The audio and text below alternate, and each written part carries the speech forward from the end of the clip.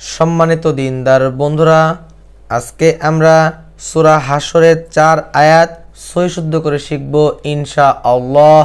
আমরা সকলেই হাশরের 3 আয়াত শিখছি, কিন্তু আজকে আমরা সূরা হাশরের 4 আয়াত সহি শুদ্ধ করে শিখব।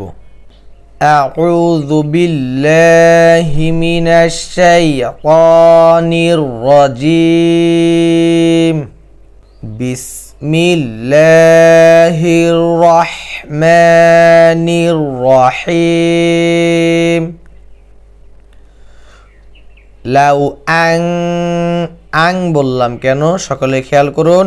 নুন সাকিন বা তানবিনের পরে যদি ইকফার 15 হরফের যদি কোনো একটি হরফ আসে তখন আমরা ইকফা গণনা করব, যা হচ্ছে ইকফার শব্দ। ইকফার হরফ 15টি, সকলে 15টি হরফ মুখস্থ করে নেবেন। লাউ আনজালনা, ঝা শব্দটি শক্ত করে ঝালের মতন উচ্চারণ করবেন।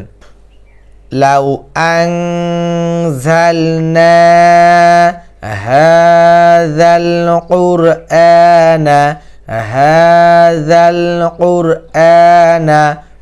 জাল হচ্ছে পাতলা আর কফ হচ্ছে মোটা হরফ এবং কলকলার শব্দ, এই জন্য হাযাল কুরআনা একসাথে। লাউ আনজালনা হাযাল কুরআনা আলা জাবালিন লারাআইতাহু, আলা জাবালিন লারাআইতাহু। হাউলটা পেশ হু, এক আলিফ টান। আলা জাবালিন লারাআইতাহু খাশিআম মুতাসাদ্দিআ। খাশিআম বললাম কেন? নুন এবং মিম এর উপরে যদি তাসদিদ আসে একে বলে ওয়াজিব গুন্না, এই জন্য আমরা ওয়াজিব গুন্না করলাম। আম মুতাসাদ্দিআ একসাথে। লাউ আনজালনা হাযাল কুরআনা আলা জাবালিন লারাআইতাহু খাশিআম মুতাসাদ্দিআ। লাউ আনজালনা হাযাল কুরআন আলা জাবালিন লারাআইতাহু খাশিআম মুতাসাদ্দিআ। এখানে আছে মুতাসাদ্দিআ আর অপর পৃষ্ঠে আছে মিম, এই জন্য আমরা এখানে গুণনা করব। খেয়াল করুন, ওই পৃষ্ঠে আইন আছে, আইন গিয়ে ধরবে হচ্ছে মিমকে। মিমের উপরে যদি তাসদিদ থাকে আমরা তখন গুণনা করব, তাহলে হবে মিন খাশিয়াতিল্লাহ। ওই পৃষ্ঠায় কিন্তু আছে মুতাসাদ্দিআ, আইন গিয়ে ধরবে মিমকে, আর তাহলে হবে মিন খাশিয়াতিল্লাহ। ওয়া তিলকাল আমসালু, আমি কিন্তু আপনাদের জন্য ভেঙে ভেঙে বলতেছি। ওয়া তিলকাল আমসালু, ওয়া তিলকাল আমসালু নাদরিবুহা লিন্নাস। এখানে ওয়াকফ করে দিলাম, লিন্নাস। এখানে আছে লিন্নাসি, ওয়াকফ করলে হবে লিন্নাস একসাথে। ওয়া তিলকাল আমসালু নাদরিবুহা লিন্নাস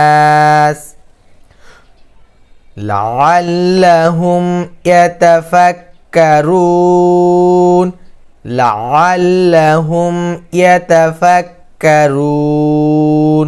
আবার বলুন, ওয়া তিলকাল আমসালু নাদরিবুহা লিন্নাসি লাআল্লাহুম ইয়াতাফাক্কারুন।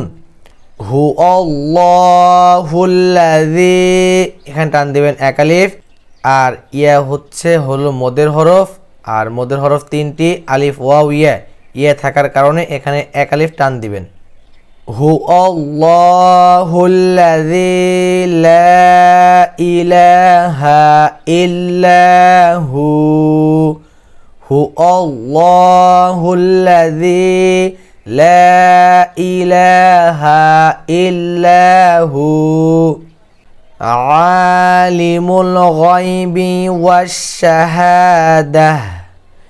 এখানে আছে ওয়াশ শাহাদাতি, ওয়াকফ করলে ওয়াশ শাহাদাহ। আবার বলুন,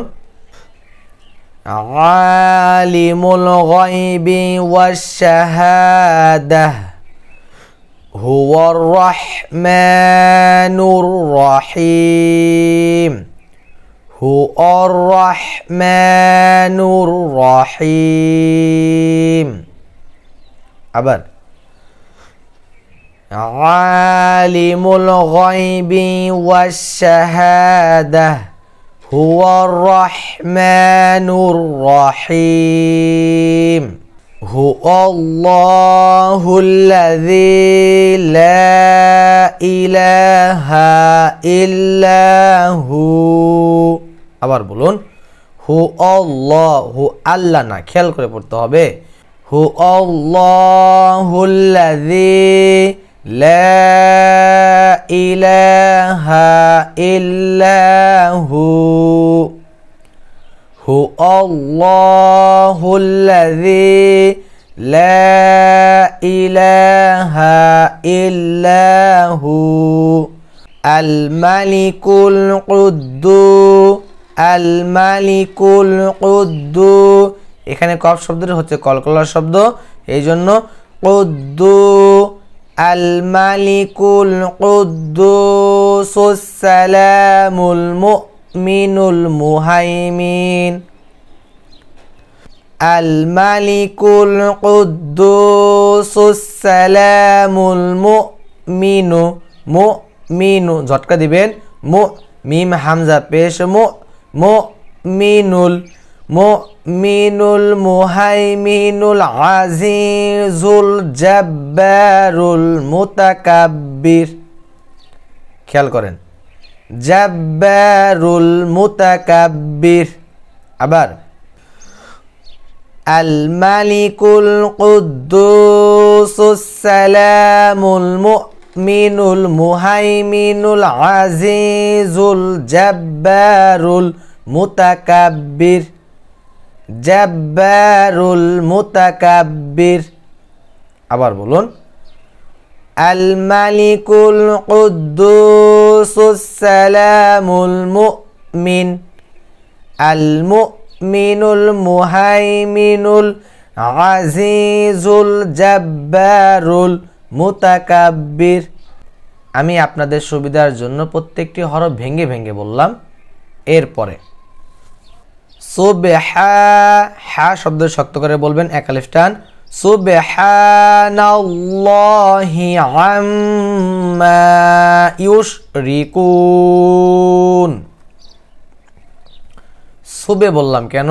এখানে কিন্তু একটি প্রশ্ন, বা হচ্ছে কলকলার শব্দ, এই জন্য এখানে বলবেন সুবে। এখানে যদি কেউ বলেন সুব, তাহলে আপনাদের গুনাহ হবে, আপনাদের পড়া শুদ্ধ হবে না। সুবহানাল্লাহি আম্মা ইউশরিকুন, সুবহানাল্লাহি আম্মা ইউশরিকুন।